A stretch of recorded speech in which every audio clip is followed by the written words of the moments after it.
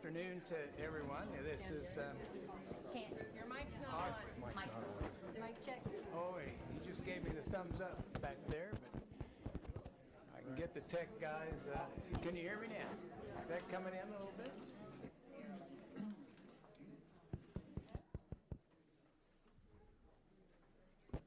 I'll welcome you all to the August 20th, 2018 regular Salina City Commission meeting. Commissioner Hodges is joining us today by phone, I believe, and is she on the line? Yes, I am. Great, good. Well, we'll have a call to order then, and a roll call, please. Mayor Ryan. Here. Commissioner Davis. Here. Commissioner Hay. Here. Commissioner Hodges. Here. Commissioner Hoppick. Here. Okay, I think this is going to work. We have a large group today. Would you all please stand, if you're able, for a pledge of allegiance and a moment of silence? I pledge allegiance to the flag of the United States of America and to the republic for which it stands, one nation, under God, indivisible, with liberty and justice for all.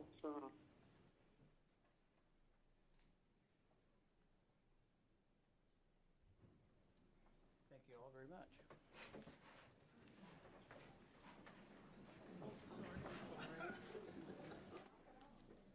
Awards and proclamations.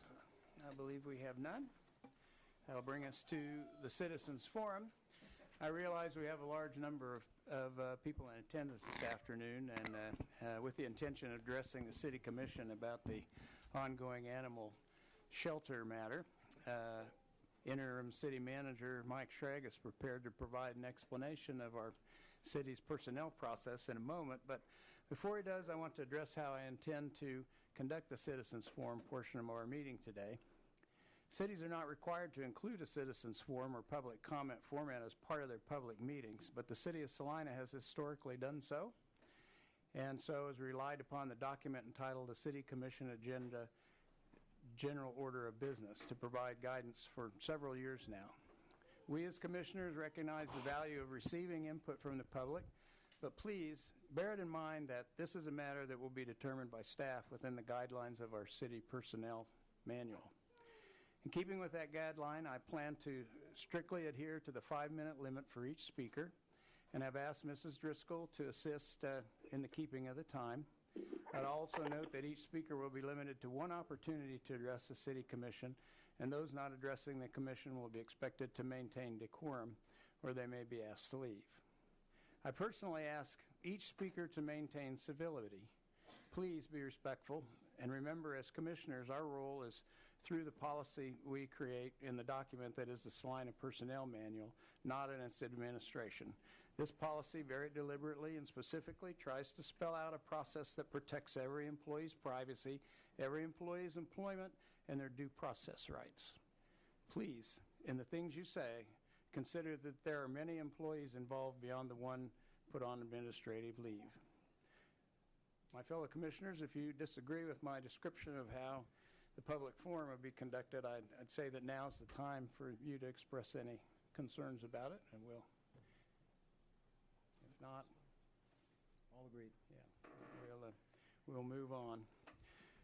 There may be other subjects on the minds of some that are present, and in light of that possibility, I would like to entertain public comment on any topics that are not related to the animal shelter director, and related personnel or related matters, leaving this topic to be discussed last.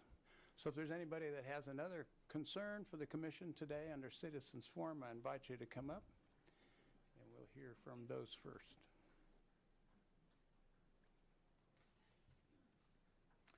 Hello, Joan Ratzlaff, Salina. Another thing that has been on the in the news just recently is the downtown development, and the extent to which we're going to make improvements. And there is a controversial matter about the overhead structures. And I've been kind of watching that process. I would go and take advantage of the opportunities to see what was going on, what the plans were, down at the Art Center warehouse and so forth. And I liked the patterns on the overhead structures, you know, the Art Deco things. That was nice, but when you see it without the structures, it's really a lot nicer without them, without anything at all. We have some cool architecture. I enjoy that a lot. I share it with my, you know, people who come to visit me in this town.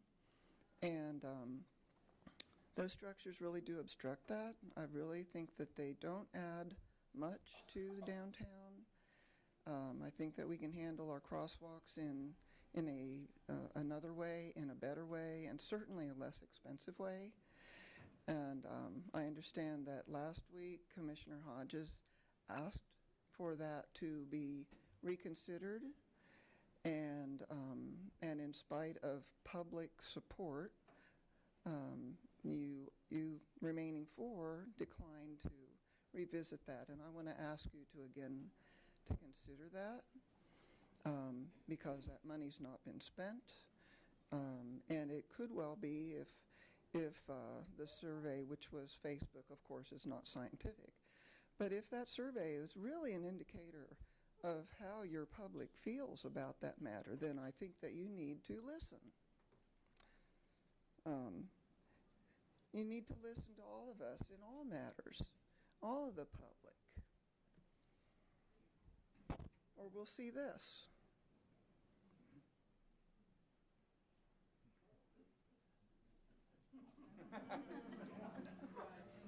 Thank you. Thank you, Mr. Ratliff.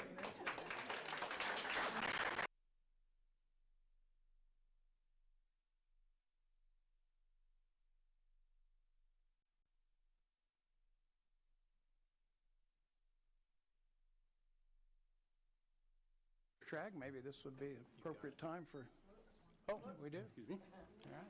Hello, Pat Harrington, 730 Manchester. Commissioners and city manager and city attorneys and all of the rest supporting. Today I took a drive down north from Crawford down Santa Fe, and I have to admit that I come in today feeling open and refreshed and very clear in thinking, and I wanted to share that with you. It's a very good feeling. I encourage everybody to take that same trip. So, but I'll come back to that in a minute. I'd like to ask the city manager. I understand the newness of your position. This must be wearing off by now. It's a tough position running a city. It's a big job. You have a big budget. You have a lot of employees to take care of. I managed people as well, and one of the first concepts I learned was called PIAD, P-I-A-D, and it means pause, investigate, assess, and deliver. And these were words that were helpful to me in dealing with people and in any activity or any action that I had to take. It should always, investigation must always support any action that you take. So, I wanted to ask you, how much did the board and care of the animals that we housed cost the city? As a question. I can't ask questions of city, but may I ask questions of city manager? For the most part, that's not going to be the format. It historically is not, but it's approximately 118,000, I believe. Okay, okay. I was just checking on facts. And,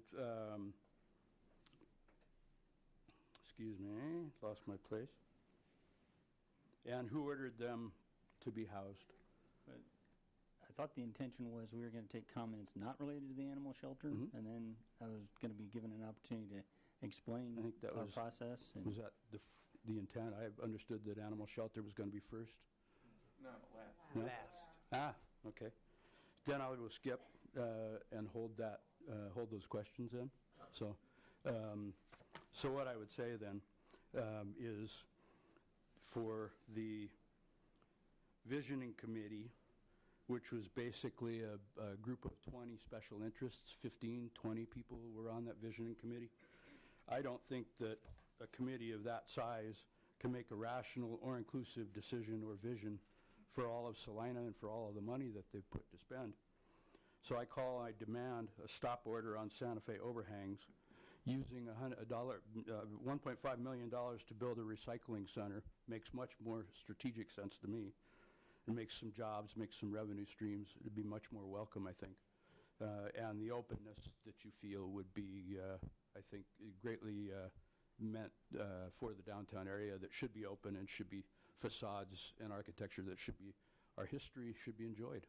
So, thank you. Thank you, Mr. Hanson. Is there anyone else that would like to? Please, we'll never get through the agenda today if we're just going to clap for everything, so it's really not necessary to have that kind of display. Anyone else that wants to address the commission before we move to the item that you're all most interested in? Okay, so Mr. Schrag, I'll turn over to you for your input. Thank you, Mayor. You kind of alluded to it a little bit, but for everyone's clarification, Salina is one of many communities in Kansas that's a council manager form of government. And so by ordinance, the way the council manager form is set up, the appointment, supervision, and removal of heads of departments and all subordinate officers and employees, which appointments shall be made and merit issues are delegated to the city manager. And you know, as we did training each year for newly elected officials, we talk about kind of the history of city management form of government. And suffice it to say that its core intent, or one of its core intents, is to have a dedicated professional executive to deal with issues such as this, rather than have it be influenced individually by elected officials and subject to vacillating depending on public input and public feedback. And so that responsibility lies with the city manager. As clarification, I'm the interim city manager, have been for 20 days, and it's not all about me, but I would tell you that I've been in the profession 28 years, been dealing with public personnel management in a public setting that entire time, so it's not foreign to me.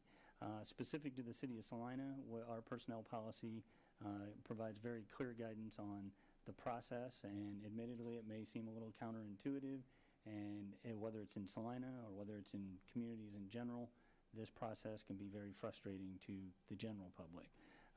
But as you mentioned, Mayor, there are employment concerns, privacy concerns that have to be taken into account, and the process in general is that department heads are delegated with certain authority, and then at certain levels of discipline, before that action can be taken, that has to be referred to the city manager for review and approval. So in that instance, there is a process provided for that is paid administrative leave. In order to preserve the employee's employment rights, they remain paid.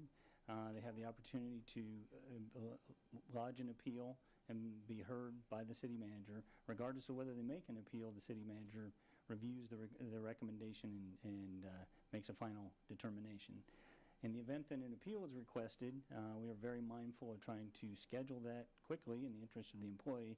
However, oftentimes, if they have legal counsel, we have to be patient in terms of scheduling, allowing that opportunity. So the schedule, the timing is set more so in response to the employee than the city's schedule. What I would tell you is, you know, you're in a little bit of a difficult position that we do want to hear public comment, but you're looking to the city manager to factor that in and carry out that decision. With respect to kind of that process, my philosophy, that initial stage, by personnel policy and otherwise, intentionally does not involve the city manager, so that the city manager can remain impartial and objective.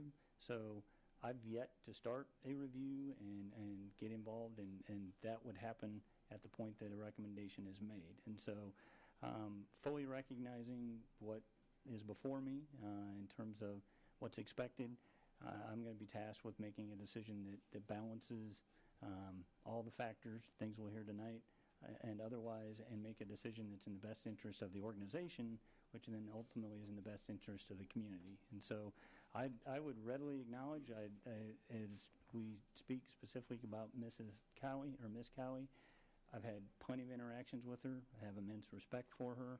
I would readily acknowledge the contribution she's made to the animal shelter and the community, and that certainly will be a consideration going forward.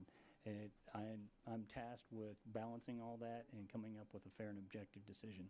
I think if each of us were truly honest, I think we would acknowledge that none of us would want to be managed by Facebook, SurveyMonkey, or popularity poll, and that's not my intention. I don't think that's at all appropriate or professional. It will have to be based on a thorough and fair assessment of the issues. So, having said that, I want to reassure you I'm up to the task. I've done it plenty of times before. It's not enviable. Not being able to share details and respond to questions is frustrating to the public. I fully recognize that. But the intention this evening, whether it's myself or other staff that would be involved in this particular topic, we're here to hear feedback. It will not be a point-counterpoint, two-way conversation. That wouldn't be appropriate. And so with that, I'd be happy to answer any questions you might have about the explanation I just provided. Any questions for Mr. Schrag? I have every confidence in your objectivity, and you are in a difficult position, but we wouldn't have picked you as our interim if we didn't have the confidence in you to carry these tasks out. I guess as we start, I'm going to ask that those that are here to represent the animal shelter, would you please stand so that we can get a head count, please? I'm going to ask Ms. Driscoll to please try and get an estimate for the clerk of how many people that we have here today. We don't want to miss anybody. So I would just say, folks, please remember your 5-minute time limit. And I suggest that those that have prepared a statement will come forward first. Please, let's limit redundancy if we can. If the idea or remark you wish to express has already been given before, please refrain from presenting it over again. We do have a lot of people in the room. You do not need to come to the podium to merely say you support the employee placed on leave. Your standing and being counted, I think, expresses that. But we want to get your other comments. They're all important to us. So if we... For the sake of counting, I mean, like all of our seating is filled. You have roughly like 25 people on either side. So Okay. do we know what our full like chair capacity is? We don't, but we can certainly figure it out after the meeting. 5, 10, Thank you. 15, Thank you all. 20, 50.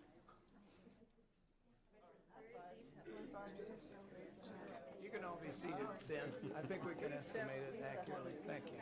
I say 100. Go ahead and have a chair, please. And in no particular order, whoever would like to start, you may have the podium. Deborah Corrales, 124 East Charlotte. This is a letter written by an animal service employee who wishes to remain anonymous. First off, I wanted to take this opportunity to thank you, the commissioners, for this chance to speak in front of you in regards to Vanessa Cowie. Having been a part of the animal shelter for quite some time now, I have had the ability to see all the incredible work that Vanessa Cowie has done, not only for her staff, but the animals in the community of Salina. I have been able to see how tirelessly she has worked to improve the image and standards of the animal shelter. Over just a short period of time. It may not be my place to speak on this matter as it is considered to be a personnel matter, but I feel if I don't say anything at the commission meeting, I will regret it. If it was not for Vanessa, our shelter would still be a kill shelter. Hundreds and hundreds of animals would not have been given a second chance, an opportunity to be adopted into a home in which they are loved and cared for. If it was not for her, they would have been euthanized upon intake. Because of our shelter now is a model of what a shelter should be, not a relic of how things have always been. Vanessa has been progressive and has modernized our facility and our procedures and practices. Over 90% of all the animals that come through the shelter result in live outcomes. I have never met someone with the same passion and desire for the well-being of all the animal lives in the city of Salina as her. Because of her, the Petco Foundation has become a very vocal supporter and patron of Salina Animal Services. They have provided countless grants to allow the shelter to continue all the great work in which they we have been doing. Just in February, the Petco Foundation announced a $175,000 grant to be used for capital contributions to maximize the life-saving impact the shelter has had on the city of Salina. Because of her work, nearly $500,000 have been donated to the shelter in order to support the work she has done. If it was not for Vanessa, I can nearly guarantee that the number would have been zero. If it was not for the drive of Vanessa, Barclay Park would never have happened. If it was not for Vanessa, we would not have the kitten foster program that saves countless lives. If it was not for Vanessa, we would not negotiate the outcomes for pit bulls who before were sentenced to death only because of their breed. If it was not for Vanessa, we would have the partnership with Kansas State University that the shelter saves the shelter $50,000 annually. If it was not for Vanessa, we would not have the opportunity to inspire future veterinarians to pursue a career in which saving lives is the priority. No, not the exception. Vanessa has an incredibly long and impressive list of accomplishments over the past few years as the director of the Salina Animal Shelter. But to me, what is most important is the things she does when the cameras are not on and the public is not watching. She truly loves animals and the team who work for her. She works countless hours in order to make sure that the Salina Animal Shelter is a premier shelter not only in Kansas but across the country. She has given everything she has to make sure the animals are given the opportunity to live, an opportunity to be adopted into a home, and an opportunity to be loved. So then, Commissioners, I ask you, why are we not giving Vanessa the same opportunity?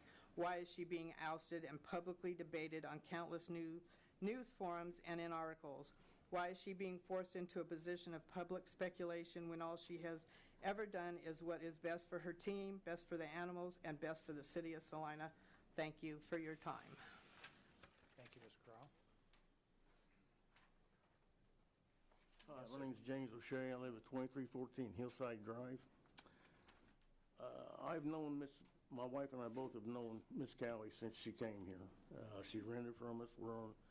Know her on a personal basis. And all the accomplishments she's made since she's gotten here are well known.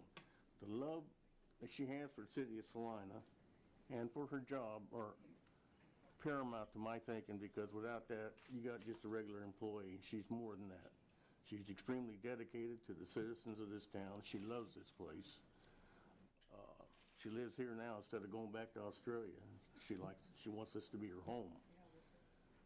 And like I say, the dedications that she has, she's an outstanding young lady.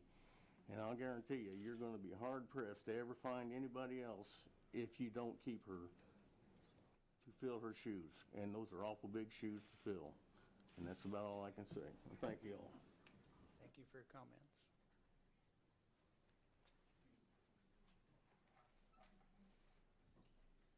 Nancy Hodges. I think I am the oldest person in the room, and I'm certainly one of the oldest animal lovers. I started working in the early 70s. And just to give you a little background to show you where we are now from where we came from.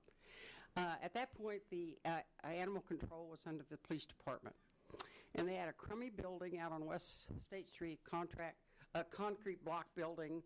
And the way they euthanized animals, because I had to go out and observe, which was really the highlight of my week, but they would back the truck up to a 50-gallon drum, turn on the exhaust, and put animals in, put the lid on the drum. The police chief and I had several chats about this. They got kind of loud, and so pretty soon they built a much better shelter at the same location, but we got to train the employees, and it was good. And then I don't know how it got to the health department, but then we got the new shelter and new staffing and training. And I would say to the commissioner, whomever made that adjustment, the health department did really well. I think the only connection between Parks and Rec that I have discerned and animal welfare is mowing of Barclay Park and putting up fences and maintenance. It's sort of an orphan. But I did want you to know that I have watched it now since about 1972. And I think Vanessa is awesome. I know that's not your decision, and Mike, you're doing a great job over there. But I do want you to know that we have come so far since those first days that is just amazing. And most of us, and she has a great staff. Every time they come to Barclay Park to pick up poop, they're happy.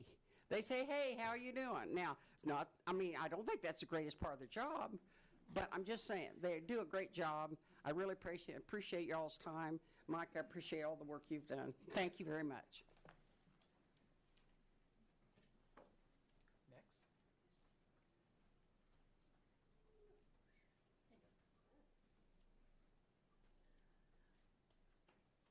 Judy Larson. I'm in Salina.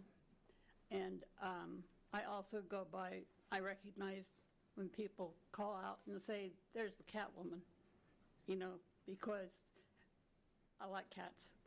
And I do everything I can for cats. And this is what I've really appreciated. One of the things, one of dozens of things that I have appreciated from Vanessa is that, unlike me, she doesn't give predominance to any certain breed or any certain animal. She does whatever she can for whoever she can. She's a good friend of my cat. I'm just so frustrated because we need her so badly. And she's so good. My cat is Greta, and she is Scandinavian. But she needs the shelter from time to time. And I really hold fast in disliking anyone that tries to interfere with the love and support that Greta and all the other animals get from her through the animal shelter. We need this shelter.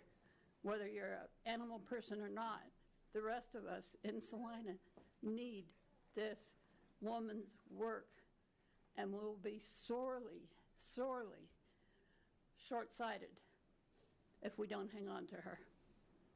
I leave it in your hands. Thank you.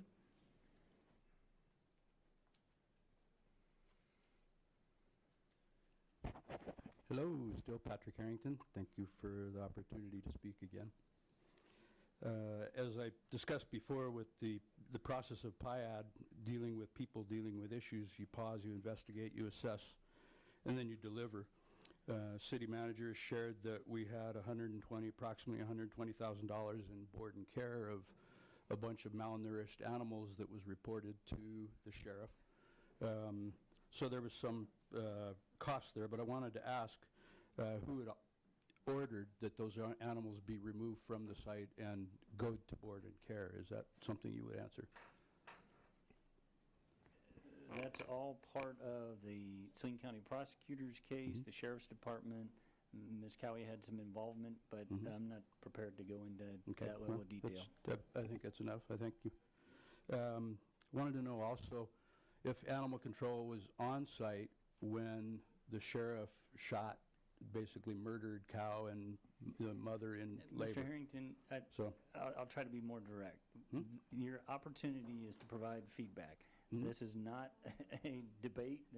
I'm not prepared to speak to those comments. It wouldn't be appropriate. Okay, very good. So then I would comment that somewhere there is some accountability. That's clear, that's understood. I would also comment that as the interim city manager, the definition of that specifically does not mean next. And I do not see the need for marking of territory, penalizing employees that may have just done something wrong, and making a scapegoat out of somebody who's been wonderful to the city, to the animal shelter, and to the people of the area. I wanted to also to make comment that the word scapegoat also means somebody calling the pot black, and I think there's a black pot here. And to her credit, she may have simply spoken against somebody that didn't want to hear it, or pissed off somebody that didn't want to be. So again, pause, assess, investigate, take action on people, because people are who this community is all about, and people are who you serve. So, thank you.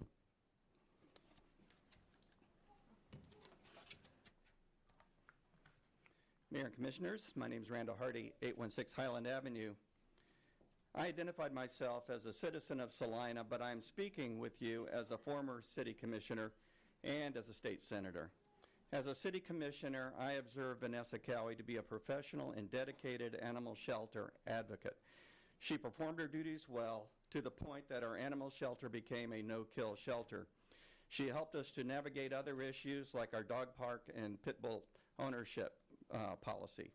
Not only has Ms. Cowie shown herself to be a creative and thoughtful supervisor, she has shown that she is adept at securing substantial grant funds for the animal shelter. Her ability to raise money should be used to expand the reach of the shelter and not have an adverse effect on her budget. The Salina budget is a challenge to comprehend for any commissioner. It is hard to be a budget expert of all the agencies. I think one issue holding the animal shelter back is that it has been identified with the Parks and Recreation Department. In that department, the shelter is put into a position where it has to compete with soccer fields and ball diamonds when it is really there to provide a service to the community. I do not think that we should be in a position to decide whether we have first-rate soccer fields or a fully funded animal shelter. I think we can have both. I think the more appropriate department for the animal shelter to be included in is the Community and Development Services Department. Many of the questions that come up in that department might touch on issues that the animal shelter would need to address and therefore would be a nice fit in that department. Switching over to the state senator mode, last session in Topeka, I chose to attend a luncheon and educational opportunity sponsored by the Kansas Society for the Prevention of Cruelty to Animals. When I arrived, I found out that Ms. Cowie was providing the program for the legislators. Ms. Cowie was chosen for the presentation because her shelter is considered by the state society to be a model program that includes best practices that could be considered by shelters all over the state. I was sitting there thinking how proud I was to be associated with a city with an animal shelter that has a statewide reputation of excellence. Lastly, on a personal level, I adopted a cat in May from the animal shelter. I had a first-hand opportunity to see the dedication and love for animals shown by the employees and volunteers at the shelter. That kind of dedication happens when the leader lives those qualities. Ms. Cowie has worked wonders for our animal shelter. A person with her level of dedication, experience, and knowledge should be applauded, not punished. Thank you for granting an opportunity to address this issue.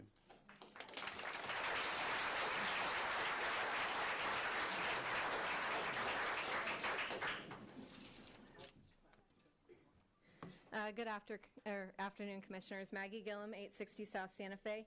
I know that most of you know me, but I've been a volunteer at the animal shelter for over 4 years and have had the pleasure of working side by side with Vanessa for those 4 years. I'm also a board member for the Friends of the Salina Animal Shelter and the treasurer since June of 2017.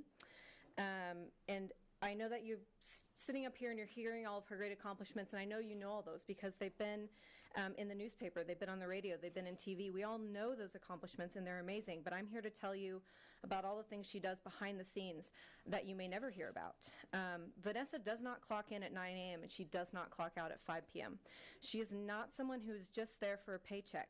She has literally poured her blood, sweat, and tears into managing the animal shelter.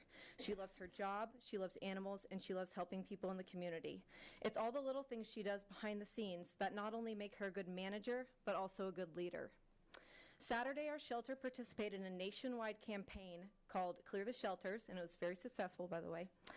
Even though Vanessa had spent weeks planning this event and was looking forward to it, she was not allowed to be there to help. But do you think she sat at home and watched TV? No, she traveled down to Wichita and volunteered to help them with their event. She was there from 9 a.m. to 6 p.m. volunteering. And what were you guys doing on Christmas Day? Because I know I was at home enjoying time with my family. Vanessa was not. She was at the shelter to be on call so that her employees could spend time with their families. There are numerous times she's worked overtime with extra pay cleaning kennels and doing other tasks, or with no pay, no extra pay, sorry. Cleaning kennels and doing other tasks when staff is called in sick or is on vacation so that other staff members don't have to work overtime. She's personally taken pet food to people in need. She has met people in the middle of the night with their dying animals. She's driven people to the vet with her own car on her time off. She's taken pets home to foster. She's met people at the shelter after hours so that they can pick up her dogs that had gotten loose and were picked up. She's paid people's vets bills with her own money. She has taken adoptable pets to Petco on her days off to try to find them at home. She's driven pets to other rescues on the weekends in her own car, on her own time, paying her own gas. One time she traveled 17 hours on her own just to get a pet to a good rescue. Just recently, she worked 34 days straight with not a single day off. And I'm guessing that very few of us here in this room love our jobs quite that much to do that. So commissioners, the reason you're all sitting up there today is just like me, you want to make Salina a better place. And Salina's already great, but we want the best. We want the best place to live, the best place to work, and the best place to raise a family. As citizens, we deserve the best amenities and facilities, which means we deserve the best people to manage those facilities. And let me tell you, Vanessa Cowie is the best. So thank you, commissioners and Mayor Ryan, for your time today, and thank you for listening.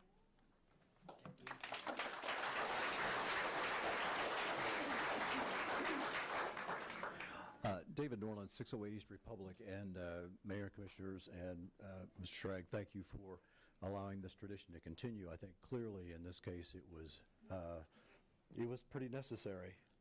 I don't know what the official count is, but I had a friend who texted and said and asked that I would also say that I and these folks speak for the hundreds of people who could not be here at 4 p.m. and who probably feel similarly. So my take on this is, and I want to preface my remarks by saying that I have the utmost respect both for Vanessa Cowie and for Mike Schrag. Mike Schrag, I think I'm saying that right, Mike. Okay, I'm getting used to that. It's really, it's difficult spelling. Anyway, what struck me, I have not worked in an animal shelter, but I did work in a college education environment for a while. Sometimes there are comparisons.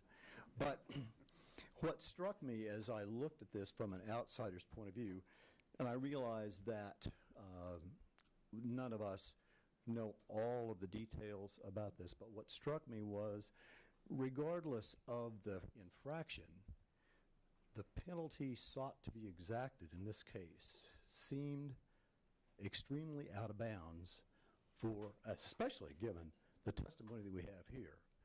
I fail to understand how that matches. And in my experience, I wonder then about the managers who were prepared to rain down this kind of hailfire and brimstone in this case. It makes me wonder about managerial skills, and I don't know, so I'm speaking out of ignorance here.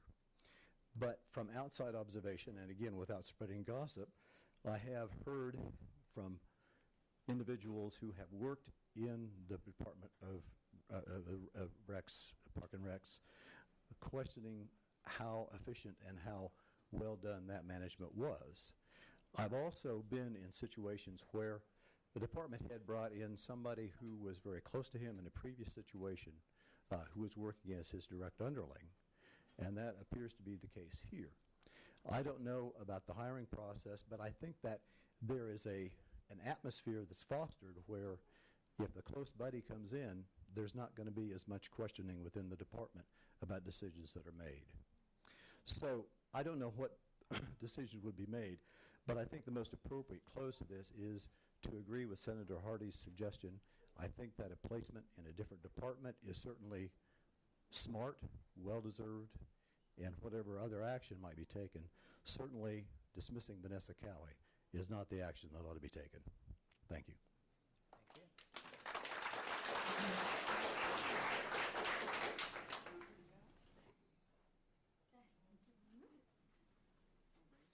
I'll be very quick. Well, again, Joan Ratzliff, Salina. I'm representing the Salina Area Workers Coalition, and I want to say the last time that I saw such support for public employees was when the county commission was dismantling the city-county health department. And I want to say that this is heartening. I don't know the details of what's going on, and to me that's, in what I'm representing right now is not the issue. But I want to applaud the public that is here to support their employees, and remind everyone that there are a lot of excellent public servants, and not all of them are as visible as Vanessa is. And so yes, that's all I want to say. So all our public servants deserve support, and they don't always get it. Thank you. Thank you very much.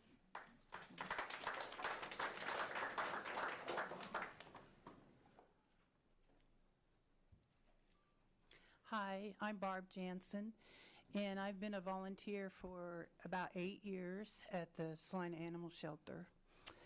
And I know when you look at these situations that you have to take the emotions out of it, and that administrators have to look at the policies that are written. But what I understand is that Vanessa made a choice to help some animals that were in need, and she was asked to help, and she did that. And I understand there were dollars that were owed. And I believe that knowing her, she would do everything that she could to try to improve the situation. And hearing all the other things that she's done, and you're not going to hear them all, wonderful things, I'm just asking that you would give her the benefit of the doubt and just consider that in the decision you make. I know that you have to be objective about everything, but I think it would be a real tragedy if we didn't have this young lady in our community. And I think she can do what's right, and will try to do what's right every time. Thank you.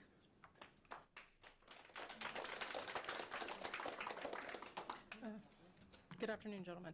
My name is Patsy Stockham, and I'm here to, I guess first thing I want to ask, how many of you were at the Barclay Park ribbon cutting 2 years ago? A lot of us? Okay.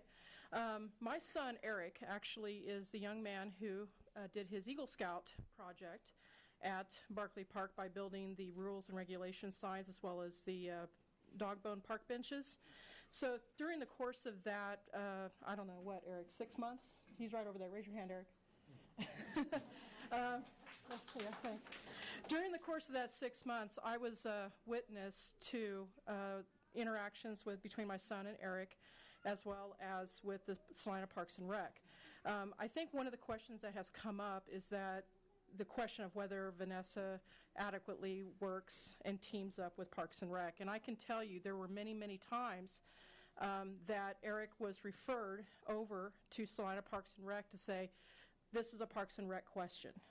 You need to go to whether it was, I can't remember his name, Bob Ash or Steve Blue at the time. There were a couple gentlemen that he had to visit with regarding the design of the benches, design of the sign, to get approval from the city for those items. One thing I do want to notice, actually, again, exactly 2 years ago was the ribbon cutting. Today, one of those things about Facebook, it comes up in your memories, that there are still 3 park benches that the Parks and Rec have yet to install. There are 3 benches out there. I think all of us who are regular attendees of the dog park will say that's not near enough for us humans. A lot of folks, I know Mrs. Hodges has mentioned that, there's often folks who have limited mobility who may or may not have someplace to sit while their dogs are off leash at the dog park. And the concrete was laid several months ago, and those benches have yet to be installed. They're just sitting at the animal shelter waiting to be installed 2 years later. So this is a question that I ask is, why are they still sitting there? Why hasn't Parks and Rec installed them? The only question or answer I've gotten is it's a low priority for Parks and Rec, because that's who needs to install them. So I will just say I am personal witness that Vanessa does and did work very closely and deferred him to Parks and Rec when the need arose. So thank you.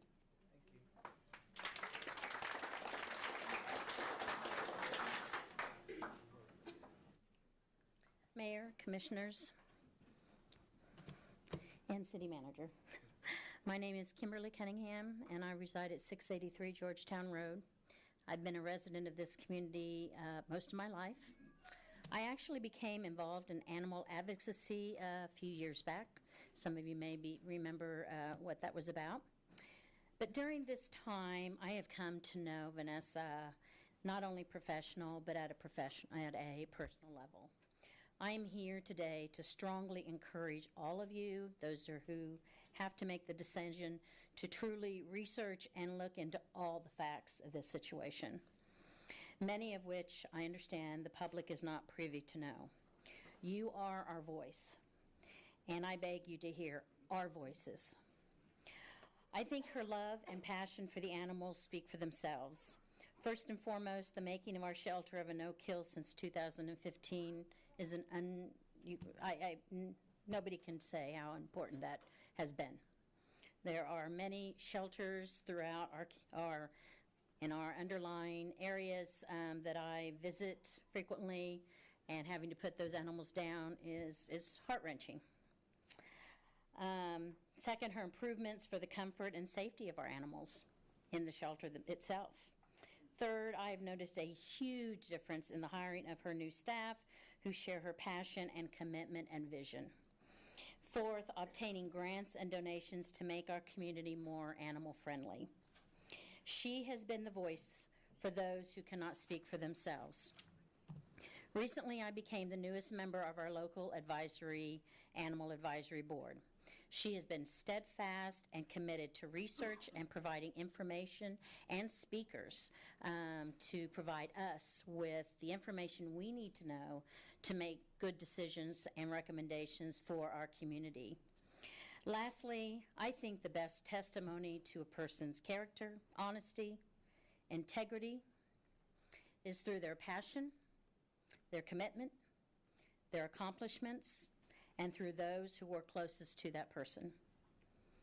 Please, I beg of you, do not take Vanessa from our community. Thank you.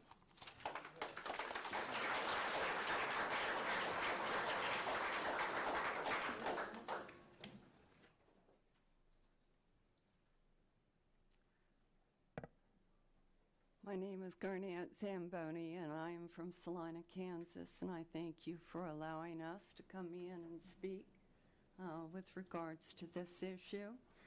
These are my talking points, so I decided I'd just bring it up and use my talking points if you don't mind. I have been a volunteer at the Salina Animal Shelter for well over 6 years. I have no idea how many other years besides that. Well, thank you. Well, I might want to look at it. I just want to say on Vanessa's behalf is that I have seen a lot of changes with the animal shelter, and they were all positive changes. These were not things that were objectionable. These were things that were very forward-going, and they made such a huge difference in the community. People used to come to me and they'd say, "How can you volunteer over there when you know that they're just going to kill the animals?" And now I say, that's not the truth. We have a no-kill shelter, and it is because of Vanessa. She is such a focused individual and so positive. She maintains her goals, and she gets focused on her goals, and she brings them into fruition.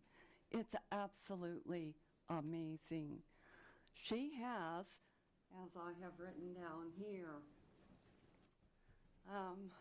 created a very positive and healthy environment. The cats no longer get sick in their cat rooms. The dogs are taken out on a daily basis, and they are exercised, walked, taken to the back area, and those are the volunteers who do this. Vanessa builds bridges within the community. She builds bridges with her volunteers. She builds bridges with her employees, and we are all amazingly faithful to Vanessa. We need to have Vanessa at the front as our leader. She shows us where we are going. She lights the way.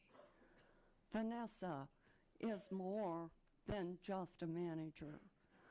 I have seen her at almost every event that the shelter holds or has, and she constantly finds time to come to all of these, and not just come, but be a total participant.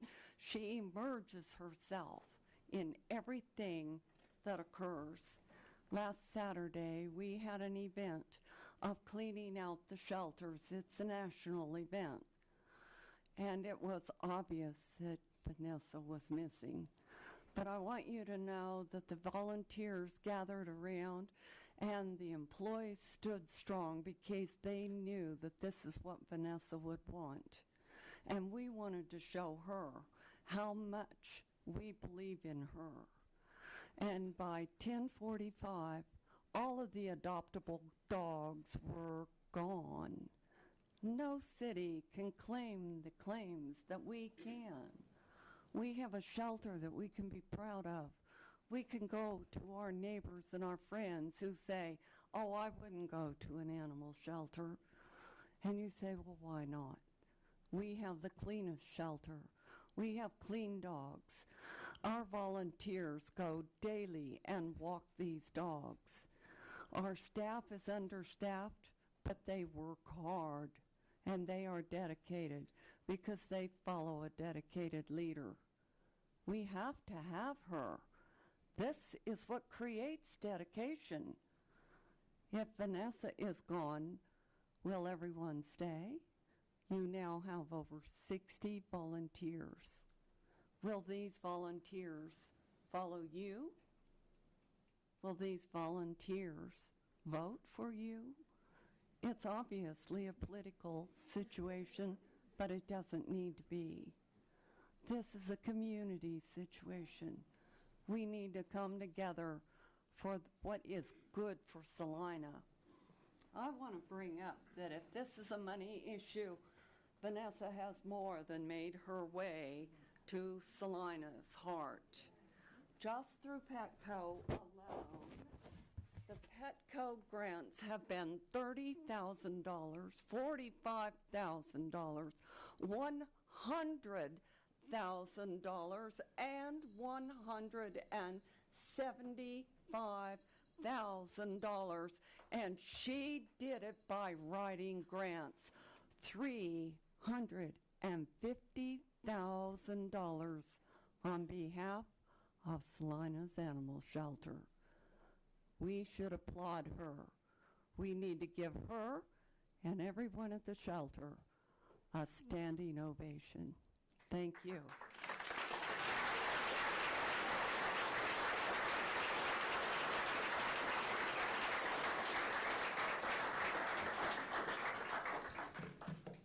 Hi, I'm Nicole Kroeb. I live at 231 South Clark. I come before you to speak on behalf of Vanessa and the gross injustice that has happened. As a citizen and a taxpayer in this community, it is my right to stand here and let you know that what was being done to her is not okay. If you look at her long list of accomplishments, which have been shown to you guys and spoken about here, it goes beyond anything that could ever compare. I'm asking the city commissioners and the city commissioners to take these into account. Our city needs more people like Vanessa. Of course. Chasing out our best advocate for the animal shelter is completely unacceptable.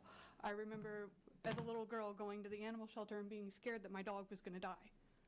I no longer have to worry about walking into the animal shelter if my dog escapes my house and getting euthanized because I didn't make it there in time. I was on the wrong side of Vanessa when I first came to this town as being an advocate on something that was not a popular decision. Throughout the years that I've been back in Salina, I've come to love and understand and respect Vanessa. And I feel that like we pay your taxes, we pay your salaries. Like, this is our right to come in here and stand and let you guys know that what's being done is not okay and that she should be reinstated immediately. That's it.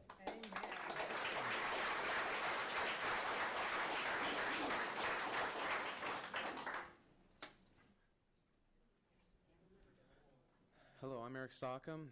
As my mother, Patsy Stockham, said before, I am the Eagle Scout responsible for the service project up at the Barclay Park Dog Park, which created which in total the 6 park benches, the sign, and the landscaping out there. And a huge part of that, as well as the city's help, was mainly due to Vanessa's help. You see, when I came to the animal shelter and I approached Vanessa about the matter, almost nobody believed I can do it because it was such an ambitious project for just a high school sophomore. At the time, I was a high school sophomore to do. But it was Vanessa who gave me the benefit of the doubt. It was Vanessa who trusted me to get the job done and the job done right. And I was so honored and privileged to have her trust and support that when I carried out my service project, I made sure to get it done up to the expectation that I held myself to and that she held myself to as well.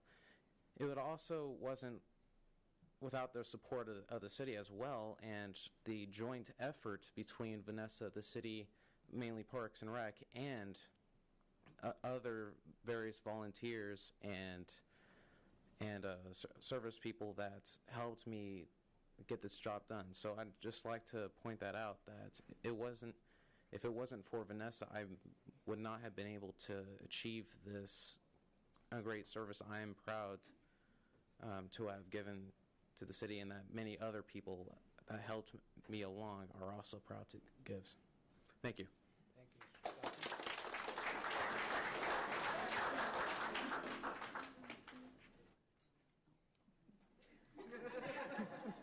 My name is Sue Vall. I live at 2338 Edward in Salina. I am chairwoman of the Friends of the Salina Animal Shelter, and I think I should tell you a little bit of what we do at the shelter, or I should say what would not happen at the shelter if we were not there. And the reason we're there is because of the animals, because of Vanessa, because we want to help out. We want to help in the most generous way we can with our time. The dogs would not get walked. The cats would not be socialized. There'd be no off-site events. There is not enough staff to do off-site events at the shelter. We take the place at the shelter of 3.5 personnel, and that's a proven fact. I mean, they could not function without the volunteers anymore. There'd be no cats out at Petco. That's one of our big things, especially during cat season. You know, I'm one of the foremost of the people that run cats back and forth, mainly because I'm a foster and I have so many at my house. I want to get rid of them, so I run them out to Petco to get adopted. That's a true fact. Another thing about the fostering, last year over 400 kittens and cats went through our foster system. What would have happened if those 400 cats and kittens had to be euthanized because there wasn't enough room at the shelter? We would have probably lost our no-kill status that we're all so proud of. So we definitely don't want to lose any of our fosters because of the interference of not having Vanessa there to guide us along. She helps with everything we ask her for. She's definitely helped. I want to let everyone know that the volunteers stand behind Vanessa 100%. This will probably be repetition, but she has updated and improved the Salina shelter without using the taxpayer's dollar. So who else has done that? Have any of us other people done anything like that, or even come close to that? And it was through her dedication of finding these grants for the shelter. You not only have to find these grants, you have to implement them. You have to send in forms to say this is what we spent on this and that. I mean, it's hard work to keep track of all that.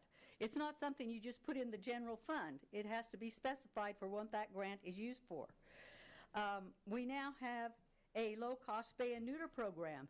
That was a dream of mine, and Salina has needed this forever. There was some fights with the vets about this, but when it came time to say, prove it, they could not prove that it interfered with their business once at all. So I have not seen any vets close their doors because we have a low-cost spay and neuter program. Some of us have been there in the morning when they bring the low-cost animals in, and I definitely grant you that if it wasn't for the low-cost spay and neuter, that they would not have gotten fixed. And spay and neuter is the only question to the problem of the overpopulations of the cats and dogs in this city. When I first became a foster, I would have 3 pregnant dogs at my house at the same time. I have not had a pregnant dog in 3 years at my house. I wished I could say the same for the cats, but that doesn't happen right now. But I'm hoping through the trap neuter release program that this can happen. It has happened in larger cities in Salina, where they totally eradicated the overpopulations of kittens during kitten season, which is usually from late March until September. I've had foster kittens up until December at sometimes. She is just such a good implement for our community, for the shelter, for our volunteers. You know, I don't know the whole ins and outs of what's going on here, but I do know that if we lose Vanessa and someone else picks her up, which when we drive dogs to rescue, they will say, hey, is Vanessa ready to come here yet? Have you talked to Vanessa? Is she coming here yet? They want her badly because she does such an outstanding job. And I want to thank you for your time. Thank you.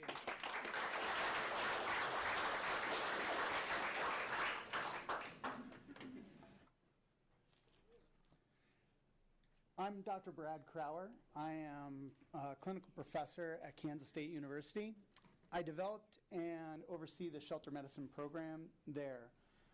We take students across central Kansas and Nebraska to shelters, provide free spay-neuter and medical triage. I also consult and visit shelters nationwide. So try and give you a little outside perspective.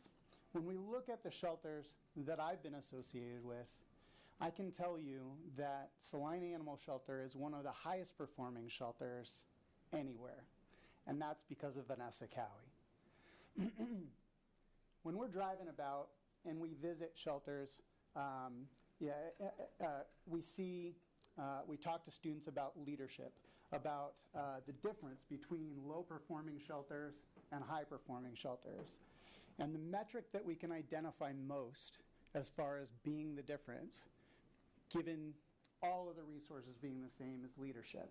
And the leadership that's made the difference in Salina is Vanessa Cowie. We've been coming with the mobile unit since its inception of Salina 1 to 2 times a week. In that time, I've seen significant increases in live release rate, in quality of care, in staff morale, and that's Vanessa Cowie. So I don't know what kind of politics are going on here. I can certainly understand how someone that's pushing the envelope and making improvements can maybe push buttons to leadership. I don't know exactly what's going on, but I can envision a scenario where Vanessa Cowie might be a convenient fall guy. I don't know exactly what's going on that's gotten us to this room. But what I do know is that the city of Salina will not be better off if Vanessa Cowie is fired. I do know Salina Animal Shelter won't be better off if Vanessa Cowie's let go. I can tell you the animals and the people of this community are not better off if Vanessa Cowie's let go. I do know that it would show a real significant change in direction as far as an emphasis on animal welfare, a change in direction and concern for public health and public safety. I don't think that's the direction that you should want to go. So I don't think it's in anyone's best interest to let Vanessa Cowie go. Thanks.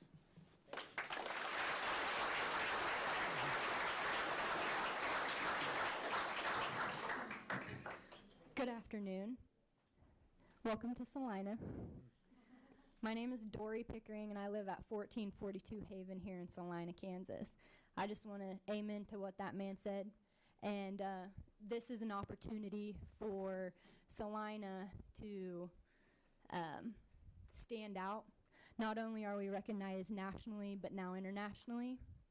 And this is just the opportunity for Salina to really stand out and shine, or do the opposite that a lot of America is doing. So thank you for your time.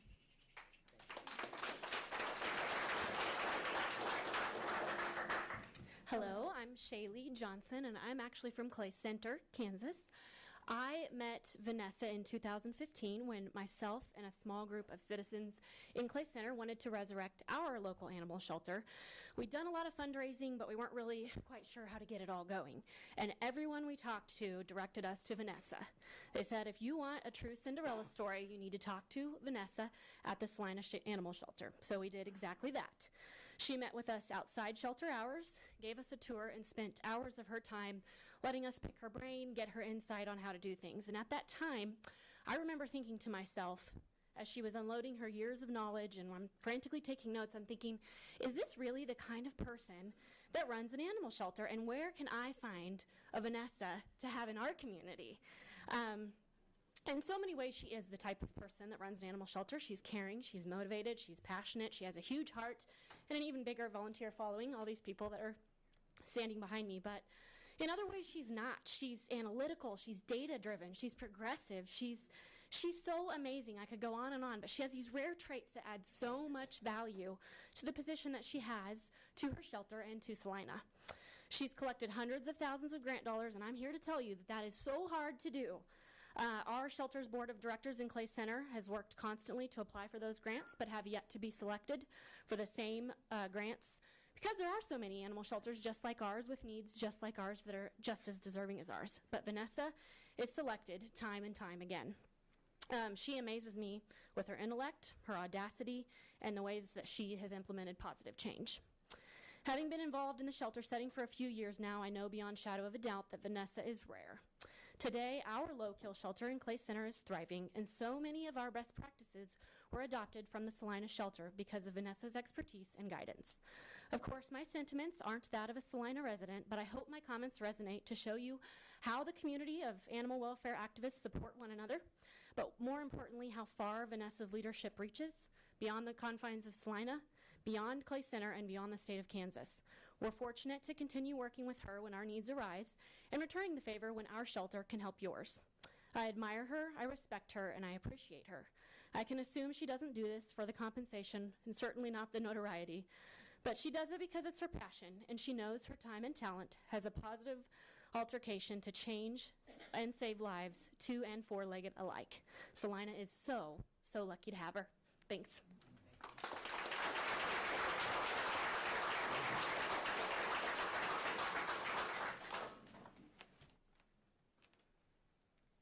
Hi, Jenny Salden. I live at 902 Gypsum Avenue.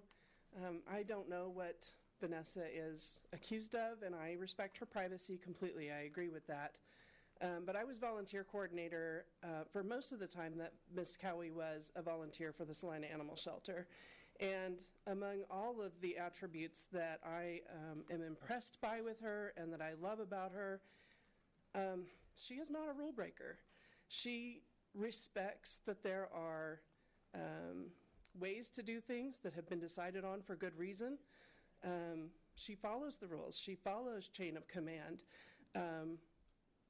So the fact that she's been accused of anything that would rob her of her job, that would cause her to be fired, is a total disconnect for me. That is not Vanessa. So I don't know what's going on, but I would say that it needs to be looked into more clearly, because anything that she's been accused of is not the Vanessa that I've known for years. Thank you.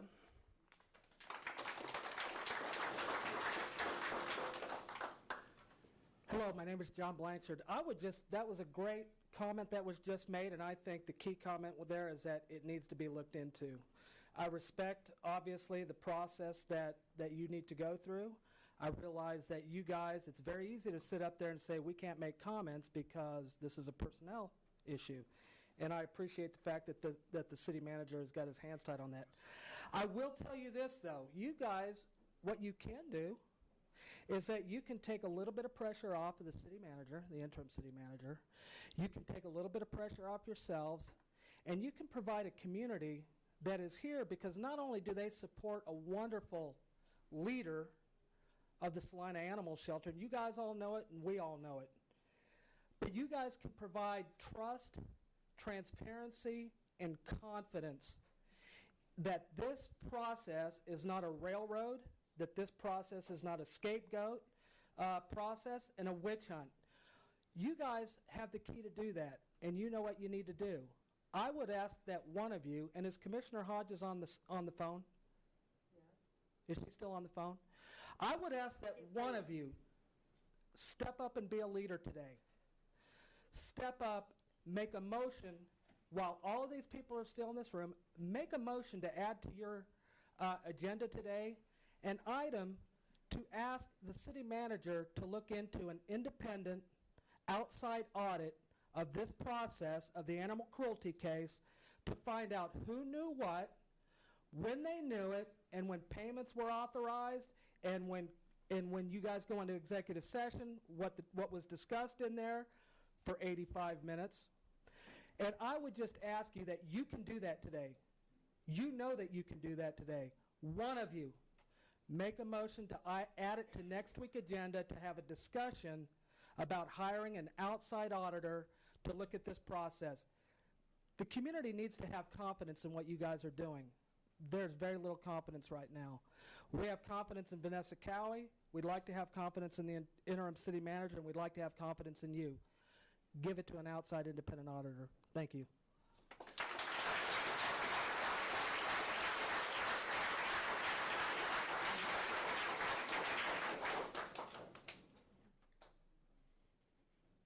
Are there others that would like to comment?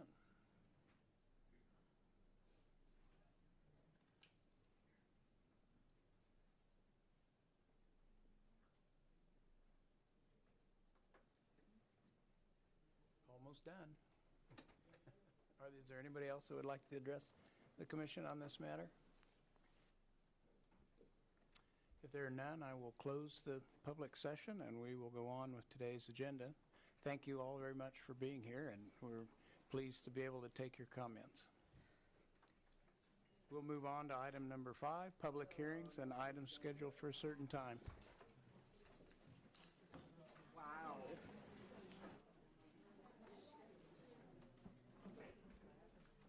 Anybody want a break?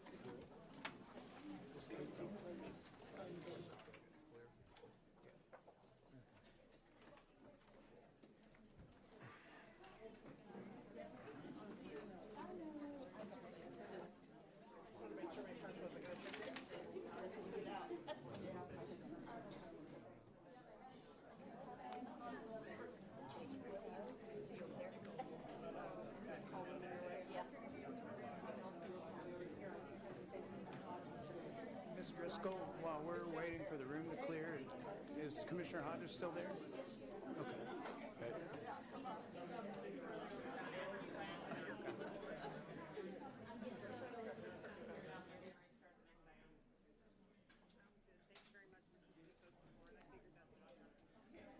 Yeah, we are. Please go ahead.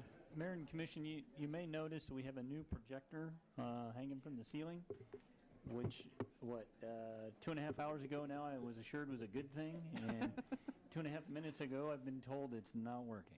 So Oh, my. I know Martha's was going to rely on it heavily to make her presentation, so we're having a little bit of technical difficulty here. Printed copies, is that an option, Martha, or how? It is. I'm looking to see who might be here for the Markley Magnolia Sewer Project. What I might suggest is set this back on the agenda, while you work on the technology. and Well, they've we can double actually that. been working on it for about No, I mean just later today. We could. if you wanted to print copies, we could do Well, a couple of other action items. I was and then, checking to see if anyone's here that's interested in that Oh. topic. Well, I assume the commission is. They have copies. Oh, okay. So I was trying to decide if we needed copies. Maybe we don't.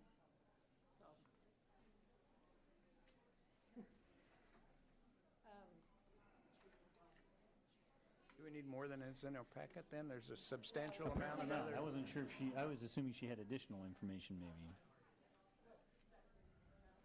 That's all. You want to go ahead, Martha, then? I can. I have a lot of Yes. equipment that I don't need to use then, so. Okay. Item 5.1, public hearing for the Kansas Water Pollution Control Revolving Loan Fund, project number C20205001 to finance improvements to the city's sanitary sewer collection system. 5.1A, resolution number 18-7579, authorizing the completion of an application to the Kansas Department of Health and Environment regarding a loan from the Kansas Water Pollution Revolving Loan Fund, project number C20205001.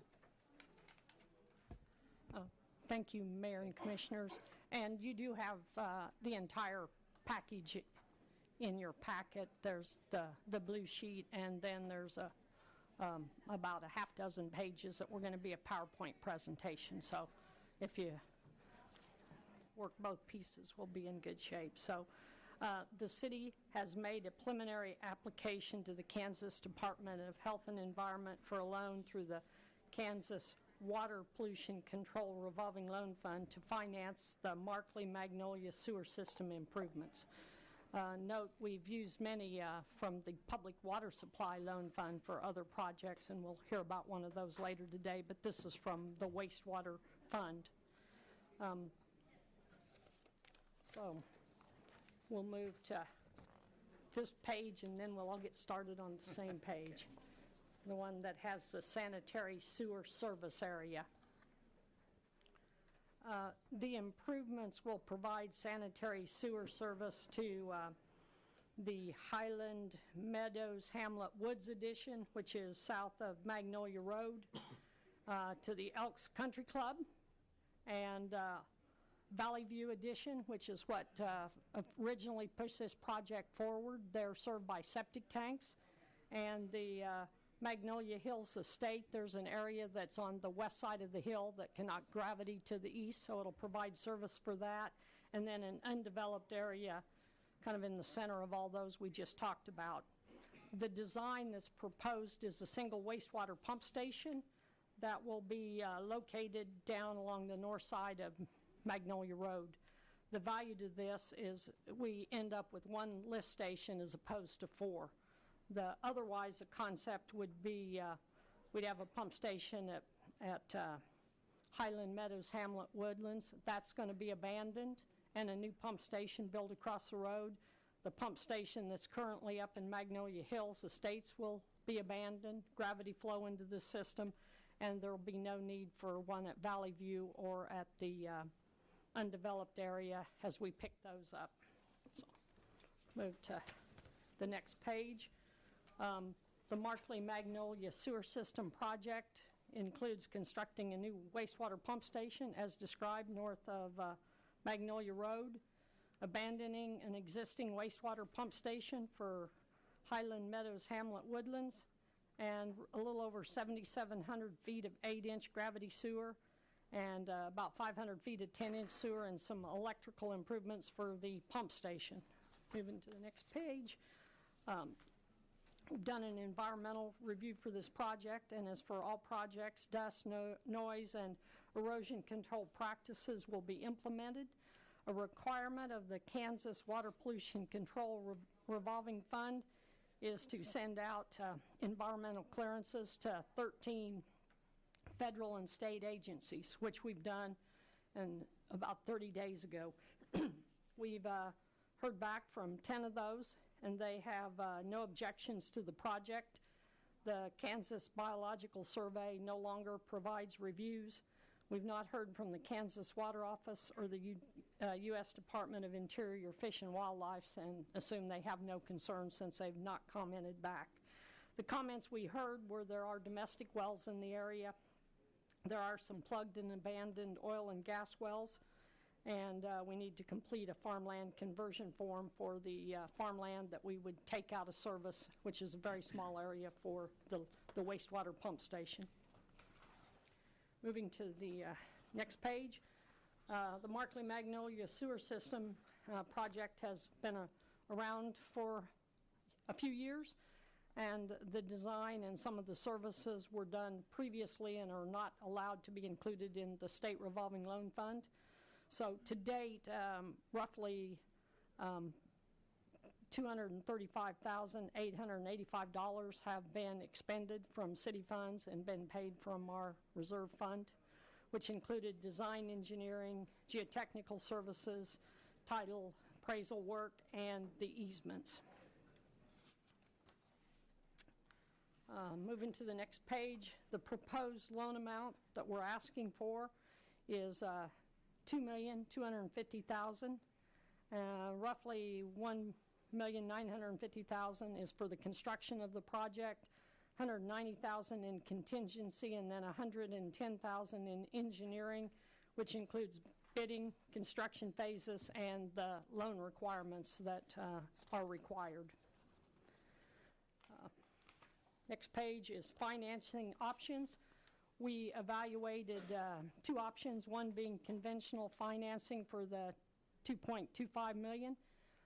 Conventional interest rate we consider right now is 3.5%. The annual payment is $195,000 per year. Interest over the 15 years is $680,000. Option two was using the state revolving loan fund.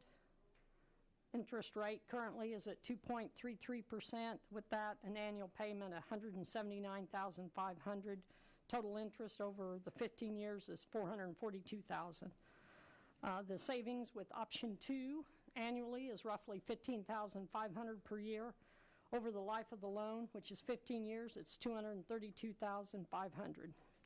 The cost of these improvements are included in the 5-year capital improvement program and in the 2018 to 2022 rate study.